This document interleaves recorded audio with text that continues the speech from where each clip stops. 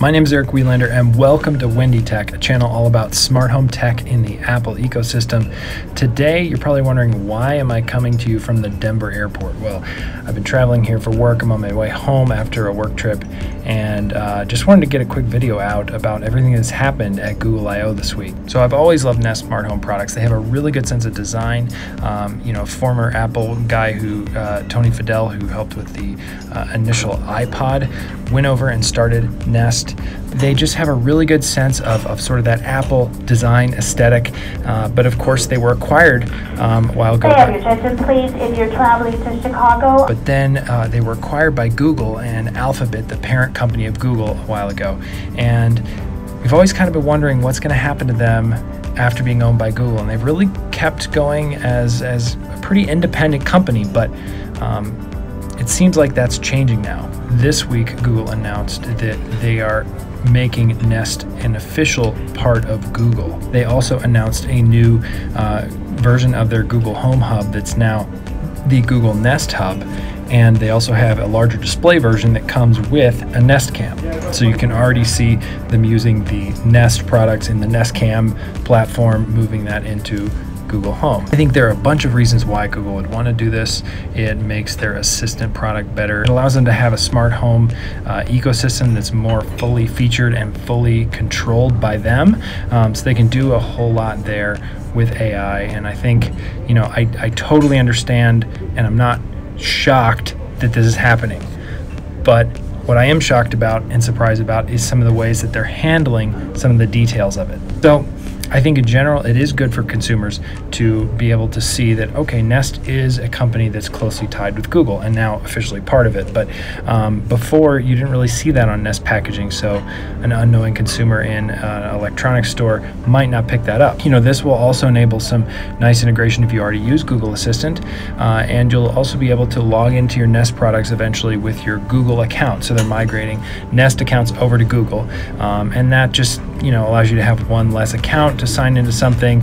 Managing two-factor authentication with another app, it's really nice to have. But that leads me to the bad sides of this. Google is a larger brand name with a lot of reputation around collecting data for showing targeted ads and all kinds of other stuff like that. So one of the things that Google did around these lines of privacy that is going to be kind of annoying to some people is that they're no longer allowing you to turn off the recording light on the camera. So if you have a Nest Cam or other cameras, they can turn on a light when they're recording, but then that turns off when they're not recording. And you can turn that off in software, so it's permanently off, and so it's just not there. And so now you'll no longer be able to disable that in software, and that's because they want you to trust a camera from Google that's in your home. And I get that, but it's kind of annoying to have some little changes like that. And I'm sure we'll probably see others as time goes on that are similar, where Google's policy has to match what they want to do with Nest, and some things, especially little things, will probably change. And I think they've also kind of used privacy as an excuse for how they're shutting down the Works with Nest program and moving that over to the Works with Google program. So Works with Nest was a developer API that services like IFTTT or Lutron cassette wireless switches could integrate with Nest and talk back and forth between the two systems. And so, for example, you can control your thermostat from an IFTTT rule, and you can also use that to set up your own integration, like I did a previous video on with Homebridge, to make Nest talk to HomeKit. Well, one of the big changes with Google moving all of the Nest APIs over to Works with Google is that you'll no longer be able to control Nest products with any of these APIs. So they're kind of putting this under the umbrella of better privacy and security for users, but it really cuts out a lot of features and a lot of integrations that people loved with Nest, and really forces people to use Google and Google Assistant and Google Home app and automations for that to do anything with Nest.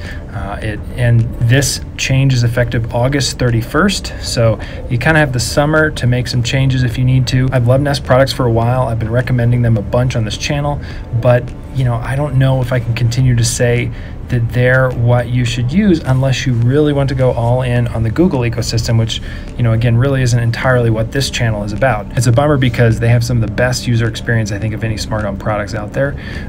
Well-designed, great industrial build quality and everything, overall good software. And I think all of that will continue, but unfortunately, you won't be able to use it and integrate it with a lot of the services you currently are with Nest. So subscribe to this channel if you want to hear more continuing coverage of this and also more Apple related smart home and HomeKit stories. We've got WWDC just around the corner as I'm recording this video, so a lot of really exciting stuff coming up this summer. And thanks to all of you, we just recently crossed a huge subscriber milestone, now of 1,000 subscribers as part of the Windy Tech channel. So really exciting. Thank you to all of you who have subscribed already. Give this video a thumbs up if you liked it. It helps other people find it around YouTube. Thanks again so much for watching this quick little video, and I'll see you in the next one.